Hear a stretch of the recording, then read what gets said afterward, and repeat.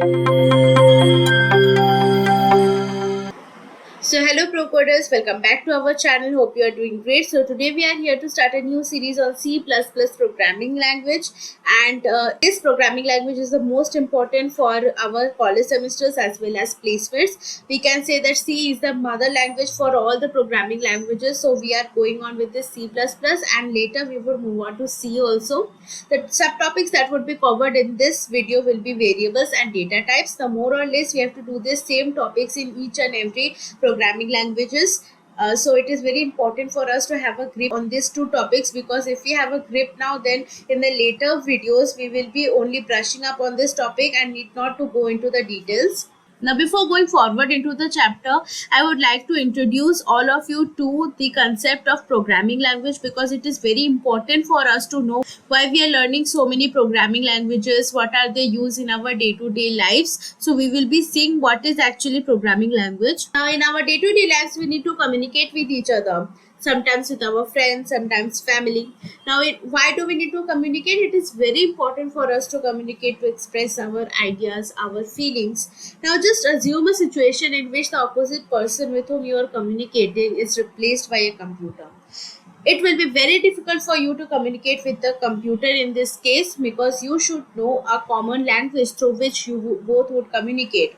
Okay, now you can't talk with the computer through any of your native languages or English, Hindi, because computer doesn't understand anything except binary language that comprises of only 0 and 1. So what can you do right now?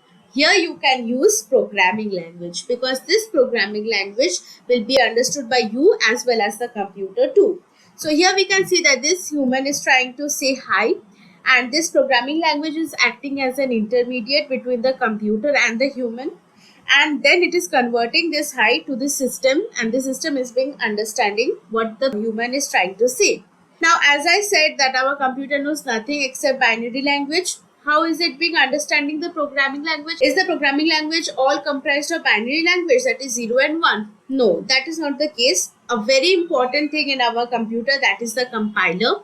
Now, this compiler will compile our programming language and convert it into binary language, and our computer will be able to understand it. Now, the person who is writing the program is called a programmer.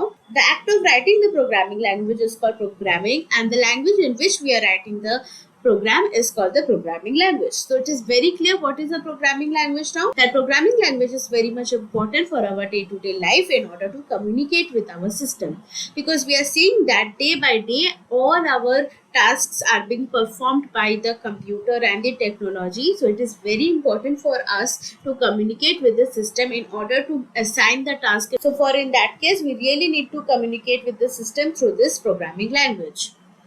Now, moving further onto the chapter, the first topic is variables. Now, this variables is the most easiest topic and the most important topic. What are variables? Variables are the storage boxes in which some value is stored. हम variables को ऐसे समझ सकते हैं कि variables कुछ खाली containers है जिसके अंदर हम कुछ चीज़ों को रख रहे होंगे. तो मैंने यहाँ पे 3 वेरिएबल्स लिया है. एक एक बॉक्स को आप एक एक कंटेनर समझिए, और इस कंटेनर के अंदर हमने कुछ वैल्यू को असाइन किया है. ठीक है, अब क्या है कि इस वेरिएबल के अंदर एम्प्टी स्पेस था, उसके अंदर मैंने कुछ वैल्यूज डाल दिया. तो फर्स्ट वेरिएबल जो है उसमें मैंने a को डाल दिया, सेकेंड वेरिएबल में मैंने 3 को डाल दिया, और थर्ड वेरिएबल में मैंने 7.0 को डाल दिया. अब उसके नीचे हमको ये भी लिखना है कि वेरिएबल के अंदर जो वैल्यू मैंने डाला है वो किस टाइप का वैल्यू है. तो ये a जो है ये कैरेक्टर वैल्यू है. ठीक है, 3 जो है ये एक इंटीजर है, क्योंकि हमें पता है कि all the positive and negative number comes under integer. और थर्ड में ये जो 7.0 ये एक डेसिमल है, बट प्रोग्रामिंग लैंग्वेजेस में हम डेसिमल को एक स्पेशल नेम से डिक्लेयर करते हैं, वो है फ्लोट. तो ये जो वैल्यू है 7.0 इसका टाइप क्या है, ये फ्लोट है. तो हम कभी भी अगर कोई वेरिएबल को डिक्लेयर कर रहे होंगे तो उसके पहले हमें वेरिएबल का टाइप लिखना है, उसके बाद वेरिएबल को एक नेम असाइन करना है, फिर इक्वल्स टू देके वेरिएबल का वैल्यू लिखना है. तो वेरिएबल्स को कैसे लिखना है ये हम फर्दर चैप्टर में पढ़ेंगे, और उसको लिखने का क्या क्या रूल्स है वो भी हम वहाँ पे देखेंगे। अभी बस इतना ज़रूरी था कि वेरिएबल्स होता क्या है, what is the concept of variables. तो ये हमें समझ आ गया होगा कि वेरिएबल्स कुछ स्टोरेज बॉक्सेस है जिसके अंदर कुछ एम्प्टी स्पेस होता है और वहाँ पे हम कुछ वैल्यू असाइन कर रहे होंगे। तो यहाँ पे जब हम प्रोग्रामिंग करेंगे तो हमें हर जगह कुछ वैल्यूज को स्टोर करना पड़ेगा, ठीक है, उस वैल्यूज के ऊपर ऑपरेशंस करने के लिए। तो उस टाइम पे उस वैल्यूज को हम कहाँ पे स्टोर कर रहे होंगे, इन वेरिएबल्स, मतलब ये छोटे छोटे बॉक्सेस में स्टोर कर रहे होंगे, ठीक है। नेक्स्ट टॉपिक है हमारा डेटा टाइप। तो वो जो नीचे हम लेबलिंग कर रहे थे, जो टाइप लाइक ए हमारा कैरेक्टर था, 3 हमारा इंटीजर था, तो वो इंटीजर कैरेक्टर ये सब हमारा डेटा टाइप होता है, ठीक है। तो पहले हम पढ़ेंगे what comes under primitive data type. और भी टाइप के डेटा टाइप्स होंगे जैसे यूजर डिफाइंड डेटा टाइप्स, तो ये सब हम बाद में पढ़ रहे होंगे, अभी उसका कोई यूज नहीं है हमें। अभी बिगिनर लेवल के लिए हमें सिर्फ प्रिमिटिव डेटा टाइप्स ही चाहिए होगा। तो पहले प्रिमिटिव डेटा टाइप्स के अंदर आता है इंटीजर। तो इंटीजर हमें पता है, मैंने यहाँ पे एग्जाम्पल लिख के रखा है। उसके बाद कैरेक्टर, कैरेक्टर के अंदर हमारा ऑल द अल्फाबेट्स आएगा, अपर केस, लोअर केस, और सब स्पेशल सिंबल्स और स्पेशल कैरेक्टर्स आएंगे। जैसे यहाँ पे मैंने ए बी एस्टरिस्क एम्परसेंट लिया है, तो ये सब हमारा स्पेशल सिंबल और कैरेक्टर्स है।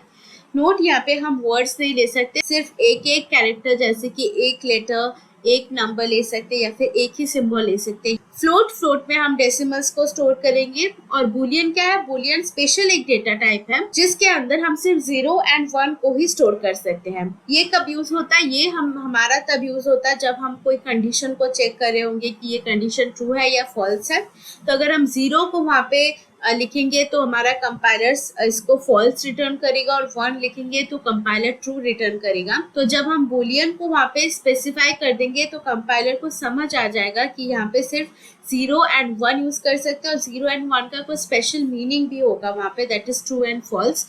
तो कंपाइलर वहाँ पे प्रोग्राम एग्जीक्यूट कर देगा। अगर बुलियन के अंदर हम कोई और नंबर यूज कर रहे होंगे तो वहाँ पे एरर जनरेट हो जाएगा। उसके बाद आता है वॉइड। वॉइड मतलब खाली। तो अगर कोई वेरिएबल को हम वॉइड असाइन कर रहे हैं, मतलब उसके अंदर हम अभी कोई वैल्यू नहीं पुट कर रहे हैं, ऐसे अगर वॉइड ने असाइन करेंगे और वेरिएबल को खाली छोड़ देंगे तो वहाँ पे एक एरर जनरेट हो जाएगा। बट अभी अगर हम वॉइड यूज करेंगे तो हम उस वेरिएबल को खाली छोड़ सकते हैं, ठीक है। ये हमारा कुछ डेटा टाइप्स है और यही डेटा टाइप्स हमारा यूज होने वाला है हमारे प्रोग्राम में।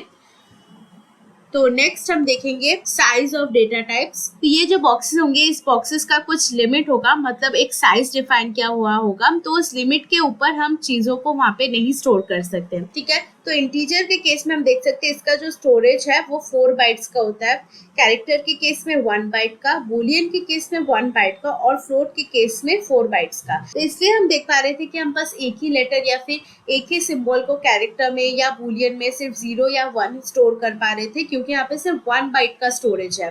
अगर इससे ज्यादा हम दे देंगे तो वो ओवरफ्लो हो जाएगा और वहाँ पे वो एरर रिटर्न कर देगा, क्योंकि बॉक्स में जगह ही नहीं है और स्टोरेज करने का।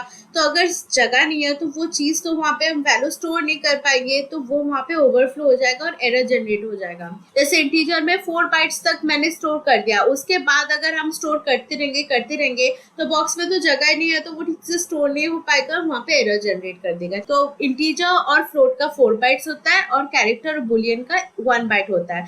नेक्स्ट एक टॉपिक आता है, ये है रेंज। तो ये रेंज क्या होता है, रेंज एक सेट ऑफ वैल्यूज होता है। तो पहले हम यहाँ पे इंटीजर का केस ले रहे हैं, तो मैंने इंटीजर का जो बॉक्स है, ये जो आउटर बॉक्स है, ये इंटीजर का स्टोरेज बॉक्स है।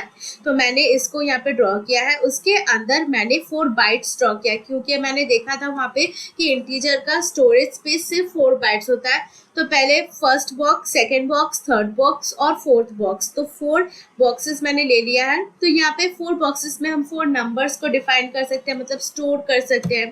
तो जैसे मेरे पास एक नंबर है 6348, तो फर्स्ट बॉक्स में हम 6 को रखेंगे, सेकेंड बॉक्स में 3 को, थर्ड बॉक्स में 4 को, और फोर्थ बॉक्स में 8 को। तो ऐसे हमारा नंबर 6348 हमारे स्टोरेज बॉक्सेस में स्टोर होता है बाइट्स करके। अब हम देख पा रहे हैं कि 4 बाइट्स है और यहाँ पे एक एक बाइट के अंदर 8 बिट्स होता है। तो 1 बाइट के अंदर ये एक बाइट है, इस एक बाइट के अंदर भी पार्टीशंस होगा, ठीक है, जिस पार्टीशंस को हम बिट्स कह रहे होंगे।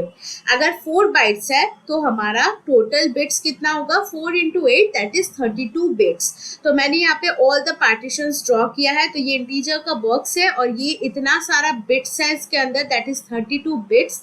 तो इसका रेंज क्या हो जाएगा, ये हो जाएगा 0 to 2 to the power 32 minus 1। ये फॉर्मूला कैसे डिफाइन होता है ये हम व्हाइट बोर्ड पे जाके देखेंगे कि हमें कितने भी कॉम्बिनेशंस ऑफ बिट्स दे दिया जाए हम उसका रेंज निकाल सकते हैं। तो हम यहाँ पे रेंज को देखने वाले हैं। तो यहाँ पे हम देख सकते हैं कि वो बिट्स वाला कंसेप्ट मैंने फिर से यहाँ पे ड्रॉ किया है।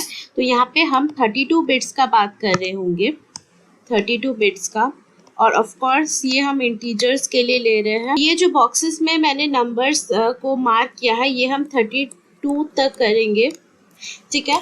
अब यहाँ पे हम रेंज को निकालेंगे। तो जैसे कि हमने पढ़ा कि रेंज इज इक्वल्स टू हो जाएगा हमारा इस केस में 0 to 2 to the power 32 minus 1, ठीक है। ये हमारा रेंज हो जाएगा। अब आप ये सोच सकते हो कि यही क्यों हुआ, तो इसका कुछ कंसेप्ट्स हम देख लेते हैं कि हमारे पास अगर 2 बिट्स दिया हुआ है, कितना बिट्स, 2 बिट्स, तो इससे हम पॉसिबल कम्बिनेशंस क्या बना सकते हैं। पॉसिबल कम्बिनेशंस अगर मेरे पास 2 ही बिट है तो हम 0 0 बना सकते हैं, 0 1 बना सकते हैं और 1 1 बना सकते हैं, ठीक है। तो यहाँ पे हम देख पा रहे हैं कि मैक्सिमम नंबर हमारा जो हो रहा है वो 1 1 है, और ये 1 1 हमारे बाइनरी डिजिट्स में है। तो इसको अगर हम कन्वर्ट करेंगे तो ये एट लास्ट 3 आएगा। ये नंबर एक्चुअली 3 है। तो कंपाइलर जब 1 1 को कंपाइल करेगा तो उसका एक्चुअल वैल्यू 3 निकल के आएगा, ठीक है। जब 2 बिट्स को लेके हम पॉसिबल कम्बिनेशंस बना रहे हैं तो हमारे पास मैक्सिमम रेंज 3 आ रहा है। तो जब 3 आएगा हम इसको देख लेंगे फॉर्मूला में पुट करके, तो हमारा जो मैक्सिमम पॉसिबल रेंज हो सकता है वो हो जाएगा 2 to the power 2 बिट्स है तो 2 minus 1 that is 4 minus 1 and that is 3। तो आप देख पा रहे हैं कि हमारा जो फॉर्मूला है वो बिल्कुल सही आंसर दे रहा है हमें। तो हमारा 3 ही मैक्सिमम आ रहा है। अब आके 3 बिट्स करके देखते हैं इसको।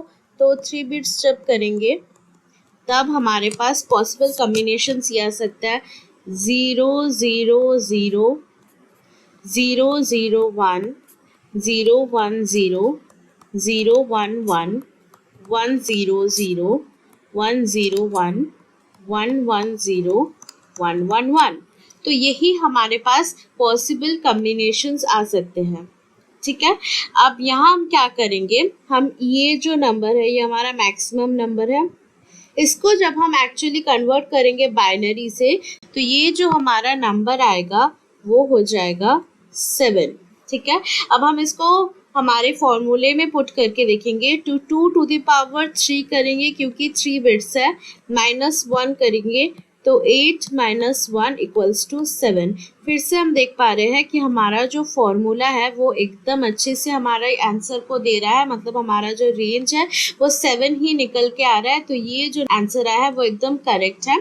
ऐसे ही हम यहाँ पे रेंज निकालेंगे तो हम देख सकते हैं हमारा यहाँ पे रेंज क्या हो जाएगा 0 to 2 to the power 32, क्योंकि यहाँ पे 32 बिट्स दिया हुआ है तो 0 to 2 to the power 32 minus 1 ये हमारा रेंज हो जाएगा। अब ये हम सिर्फ पॉजिटिव इंटीजर्स के लिए देख रहे हैं। तो इंटीजर्स हमारे 2 टाइप के होते हैं, एक साइंड इंटीजर्स और एक अनसाइंड इंटीजर्स। ये जो हमने देखा ये हमारा क्या इंटीजर्स है, ये हमारा अनसाइंड इंटीजर्स है, ठीक है। आप देख सकते हो ये हमारा क्या इंटीजर्स है, अनसाइंड इंटीजर्स। अनसाइंड इंटीजर्स क्यों है, क्योंकि यहाँ पे सिर्फ पॉजिटिव नंबर्स, यहाँ पे साइन का कोई मैटर नहीं होता, यहाँ पे सिर्फ पॉजिटिव इंटीजर्स आएंगे। अब हम जब साइन इंटीजर्स पे जाएंगे तो let us go to the sign integer. यहाँ पे हम आ चुके हैं हमारे साइन इंटीजर्स में। तो हम देख पा रहे हैं कि राइट साइड में हमारा सब पॉजिटिव इंटीजर्स है और लेफ्ट साइड में हमारा सब नेगेटिव इंटीजर्स है, ठीक है।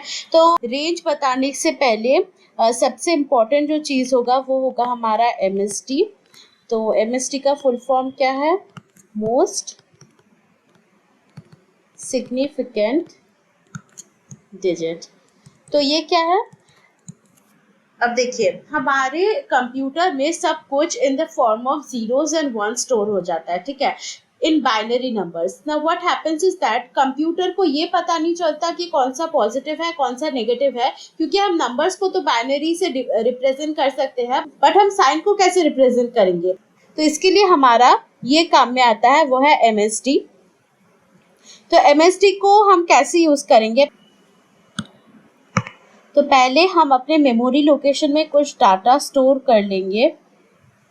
तो ये हमारा मेमोरी लोकेशन है और यहाँ पे हम हमारे बाइट्स को डिफाइन कर देंगे, ठीक है। और यहाँ पे हम कुछ नंबर स्टोर करेंगे। पहले हम 0 करेंगे, उसके बाद 0 1 1 0 1 1 0 0 1 1 1 0 1 1 1 0 0, ठीक है। हम सब बाइनरी नंबर्स में स्टोर कर रहे हैं और यहाँ पे फिर से एक मेमोरी लोकेशन में कुछ वैल्यू स्टोर करेंगे। तो यहाँ पे हम 1 से स्टार्ट करेंगे और सेम नंबर्स यहाँ पे स्टोर करेंगे, ठीक है। तो यहाँ पे दोनों लोकेशंस में हमने सेम नंबर्स को स्टोर किया है एक्सेप्ट दिस 0 एंड एक्सेप्ट, तो ये 0 एंड 1 ही सिर्फ डिफरेंट है। इसके वजह से ये दोनों लोकेशंस डिफरेंट हो जाएंगे क्योंकि ये जो 0 है और ये जो 1 है ये दोनों हमारा MST है। The leftmost digit will be known as the MST। और MST का क्या यूज होता है, जब हम 0 से स्टार्ट कर रहे होंगे तो ये जो नंबर्स होगा, तो 0 क्या डिनोट करेगा, ये 0 डिनोट करेगा कि बाकी जो नंबर्स है ये नंबर्स क्या है, ये पॉजिटिव इंटीजर्स है। और 1 से जब स्टार्ट करेंगे तो 1 क्या डिनोट करेगा कि बाकी जो इंटीजर्स है वो नेगेटिव इंटीजर्स है। तो 0 से जब स्टार्ट करेंगे तो हमें समझ आ जाएगा कि ये सब पॉजिटिव इंटीजर्स है और 1 से जब स्टार्ट करेंगे तो हमें समझ आ जाएगा ये नेगेटिव इंटीजर्स है। अब हम रेंज पे जाएंगे कि रेंज कैसे कैलकुलेट करते हैं। तो हम अगर साइन इंटीजर्स के लिए रेंज को कैलकुलेट करेंगे तो हमारा रेंज हो जाएगा -2 to the power 31 to 2 to the power 31 - 1, ठीक है। ये हमारा रेंज हो गया।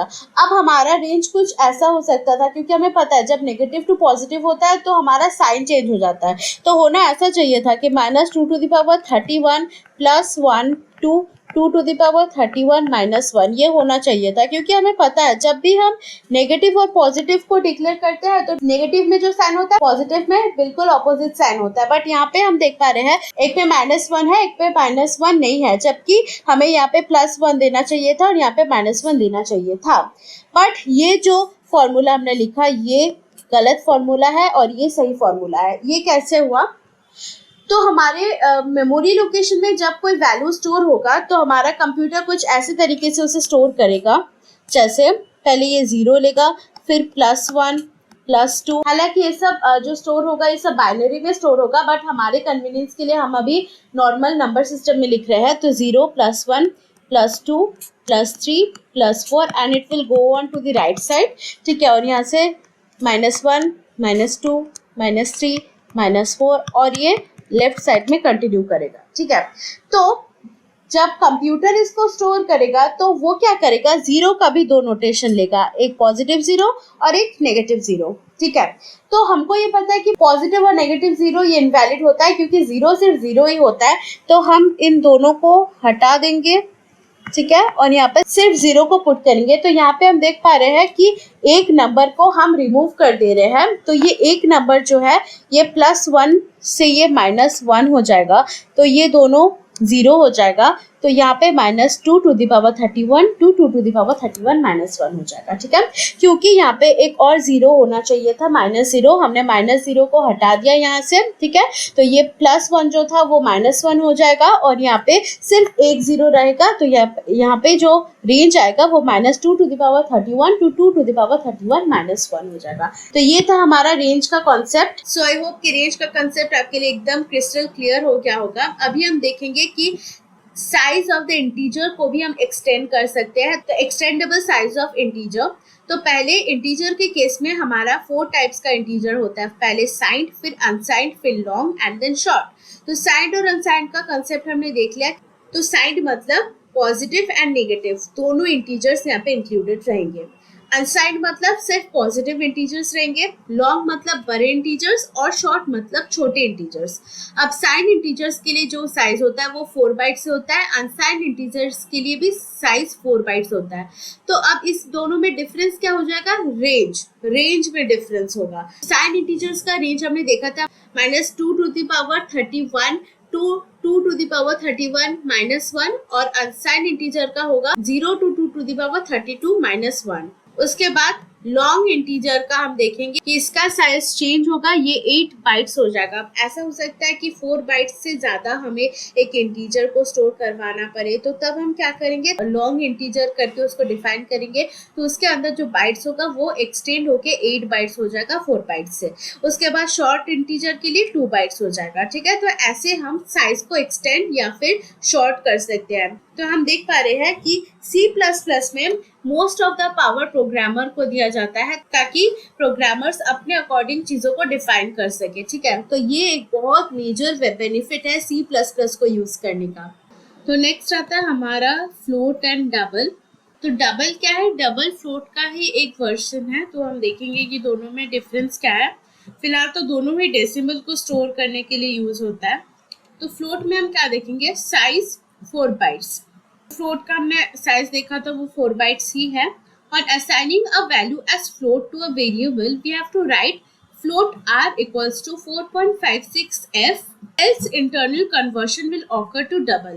तो हमें जब वेरिएबल का असाइन करना है तो ऐसे लिखना होगा, फ्लोट मतलब हमें टाइप लिखना है पहले, उसके बाद r मतलब हम वेरिएबल को r नेम दे रहे हैं, तो फ्लोट r इक्वल्स टू, तो इसके अंदर हम इक्वल्स टू देके उसका वैल्यू पुट करेंगे, वो है 4.56। अब ये f क्या है, हमारा कंपाइलर जो है वो डिफॉल्ट कोई भी डेसिमल वैल्यू को डबल ले लेता है, ठीक है।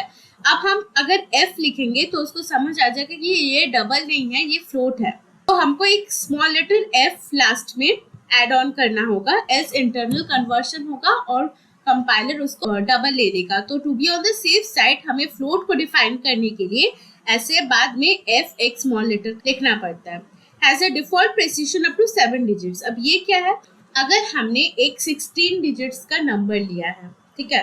अब 16 डिजिट्स के नंबर में हमने एक पॉइंट भी लिया है।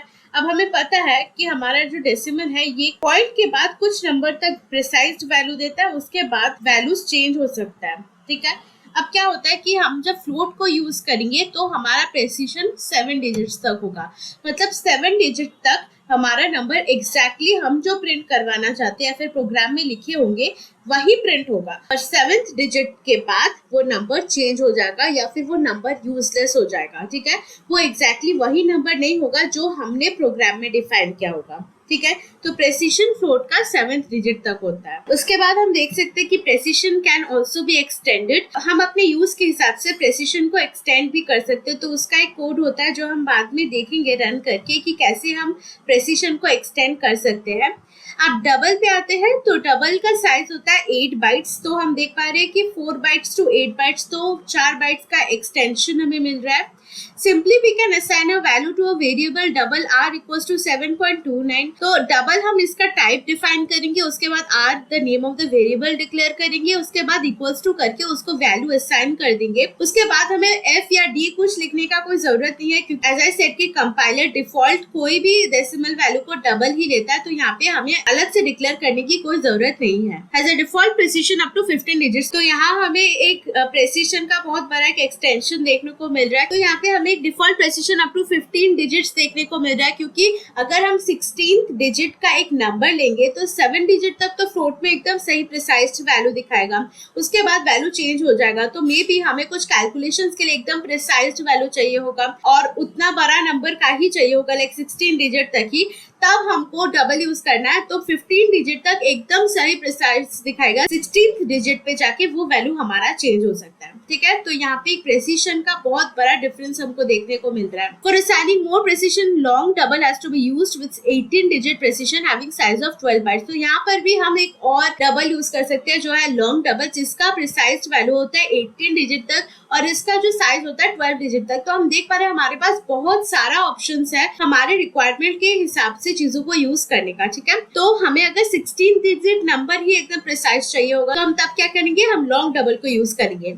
अब लॉन्ग डबल को कैसे हम लिखेंगे, असाइन्ड एज डबल आर, तो हम डबल ही लिखेंगे, उसके बाद r name of the variable देंगे, उसके बाद हमारा जो जितना भी बड़ा डेसिमल होगा उसको लिखेंगे, उसके बाद हमें एल लिखना है, ये एल है तो हमें स्मॉल लेटर एल लिखना है ताकि हम कंपाइलर को ये इंडिकेट कर सके कि ये एल जो है ये लॉन्ग डबल के लिए हम यूज कर रहे हैं, नहीं तो वो डिफॉल्ट में डबल ले लेगा। ठीक है। So next number is boolean. So as I said that boolean comprises of only two number, that is 0 and 1. And 0 and 1 का जब हम बूलियन के अंदर उसको यूज करते हैं तो उसका कोई स्पेशल मीनिंग होता है जो कंपाइलर समझ जाता है. ठीक है. तो 0 returns false value and 1 returns true value. Okay. So next is character. So character takes up to 1 byte, comprises of all special characters and English alphabets. तो हम कैरेक्टर के अंदर all the English alphabets including upper case and lower case ले सकते हैं और सिर्फ special symbols और स्पेशल कैरेक्टर्स को भी यूज कर सकते हैं. ठीक है.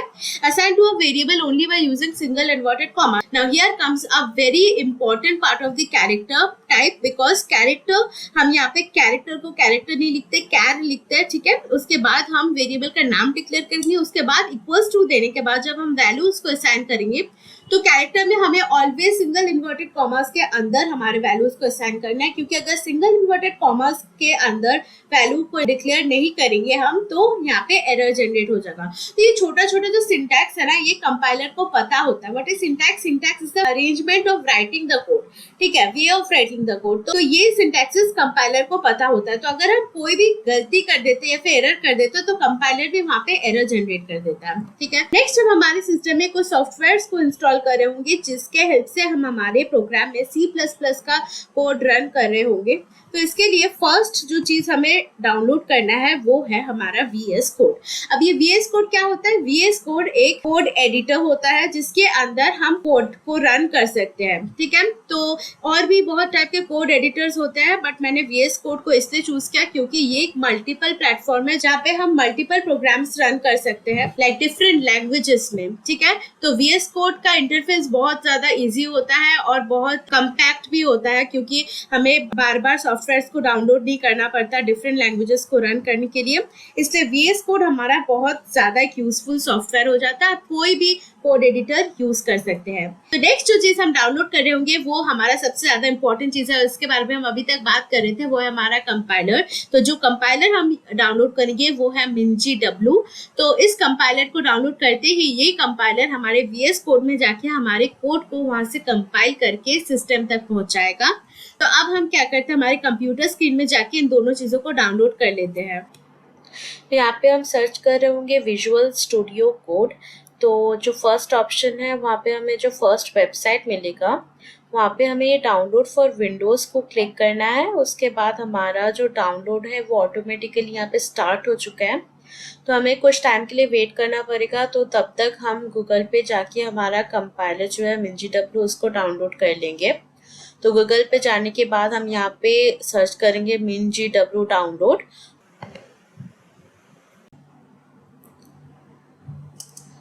और यहाँ पे हमारे पास जो फर्स्ट वेबसाइट आएगा उसको क्लिक करना है. तो यहाँ पे इसका जो वेब पेज है, यहाँ पे ग्रीन कलर का जो बटन है डाउनलोड का वो क्लिक करेंगे. तो यहाँ पे लिख रहा है your download will start shortly. तो ये डाउनलोड स्टार्ट हो चुका है. तो ये डाउनलोड होते होते हम विजुअल स्टूडियो कोड को सेटअप कर लेंगे. तो यहाँ पे एक अग्रीमेंट है, उसको एक्सेप्ट करके हमें बस नेक्स्ट नेक्स्ट करके क्लिक करते जाना है. ये सब हमारे लिए नहीं है, कुछ इम्पोर्टेंट नहीं है. तो नेक्स्ट क्लिक करने के बाद यहाँ पे कुछ चेक बॉक्स आएगा, इन सबको टिक करते जाना है हमको. फिर नेक्स्ट क्लिक करेंगे और फिर इंस्टॉल कर लेंगे हमारे VS कोड को सिस्टम में. तो ये थोड़ा सा टाइम लेगा depending upon your internet speed. तो तब तक हमें वेट करना है.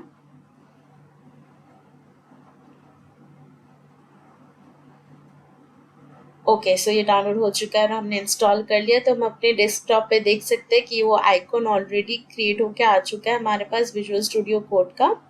तो इसके बाद हम क्या करेंगे, हम MinGW को डाउनलोड से ओपन करेंगे और यहाँ पे सेट कर लेंगे. तो यहाँ पे हम क्या करेंगे, इंस्टॉल है यहाँ पे, तो इसको इंस्टॉल करेंगे, कंटिन्यू करेंगे. तो ये जो मैसेज यहाँ पे दिखा रहा है क्योंकि मेरे सिस्टम में ऑलरेडी ये इंस्टॉल्ड है, तो हम फिर से रीइंस्टॉल करेंगे इसको. तो कंटिन्यू करेंगे रीइंस्टॉल पे क्लिक करके. तो यहाँ पे कुछ प्रोसेसिंग होगा, तो इसके लिए हमें थोड़ा वेट करना पड़ेगा.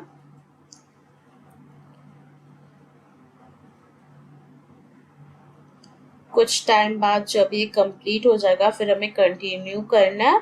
और उसके बाद ये जो चेक बॉक्सेस है इन सबको हमें अप्लाई फॉर इंस्टॉलेशन करके हमें अप्लाई चेंजेस कर लेना है. मेरे सिस्टम में ऑलरेडी है तो ये मुझे नहीं करना होगा. अब हम क्या करेंगे, हम यहाँ पे माई PC सर्च करेंगे.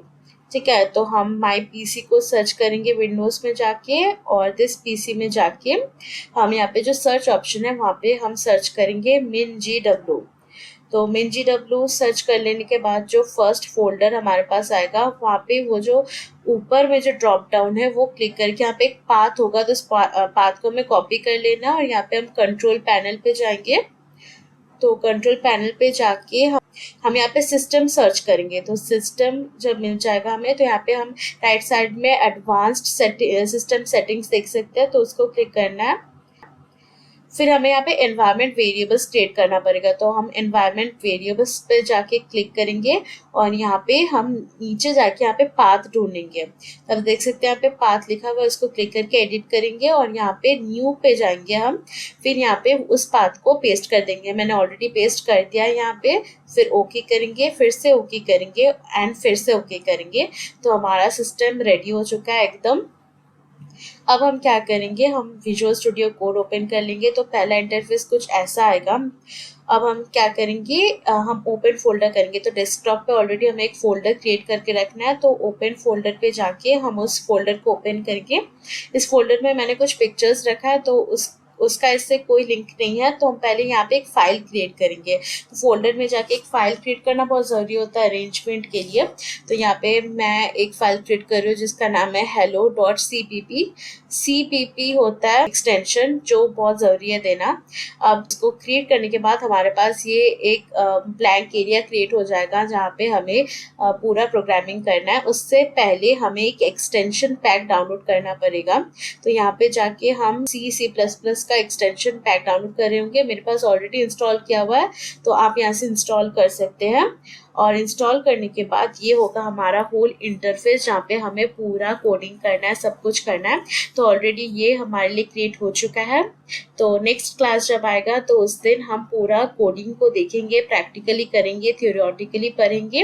अभी के लिए जितना तक हमने किया इसको आपको रिवाइज करना है और नोट्स आपको हैंड रिटन बनाना है, क्योंकि ये मेरा एक सजेशन है कि जितना आप हैंड रिटन नोट्स बनाएंगे वो उतना आपके लिए बेनिफिशियल होगा। वैसे तो ऑलरेडी हम नोट्स शेयर कर देंगे, तो जिनको नहीं पता, हमारा एक टेलीग्राम ग्रुप है जहाँ पे ऑल द नोट्स और द क्वेश्चंस हम शेयर करते हैं। ग्रुप का जो लिंक है वो I will pin it in the description box. You can join our group. It will be really very beneficial for you. Now videos will be coming very regularly because हमें ये language एकदम जल्द से जल्दी complete करके इसके ऊपर कुछ प्रोजेक्ट्स भी बनाना है। तो you go through the concepts very clearly and wait for the next video. We'll come back soon. Till then, take care. Goodbye.